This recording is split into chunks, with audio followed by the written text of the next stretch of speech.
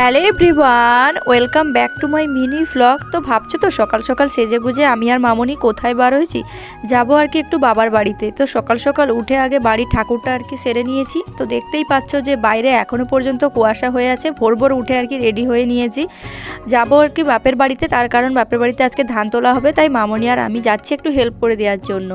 তো এখন আমরা টোটো ধরে নিয়েছি। তো বাবু আগের দিন রাত থেকে টোটোকে বলে রেখেছিল, তাই সকাল সকাল চলে এসে শীতের সকালে সকাল সকাল উঠে রেডি হওয়াটা চাপের হলেও বাইরে বাড়িয়ে যখন প্রকৃতির দৃশ্যটা দেখা হয় না, তখন কিন্তু অলরেডি মনটা ভালো হয়ে যায়। তো আমি আর মামনি চলে এসেছি এখন বাদায়, পুরোপুরি সোজা বাদায় এসে ওখানটায় লেবেছি, আর বাড়িতে যাইনি।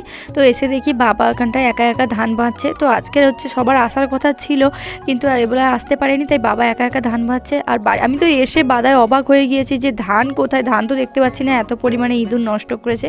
তো মামনি চেঞ্জ করে চলে এসছে আর কি বাবুর সঙ্গে ধান বাঁধতে, আর আমি এখানে বসে আছি মায়ের জন্য অপেক্ষা করছি। তো দেখতে দেখতে দেখি মা চলে এলো সকালের জল খাবারটা নিয়ে।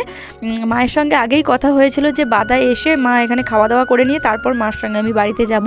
তো দেখো এখনও পর্যন্ত আর কি কুয়াশা যায়নি, দূরে পুরো অন্ধকার দেখা যাচ্ছে।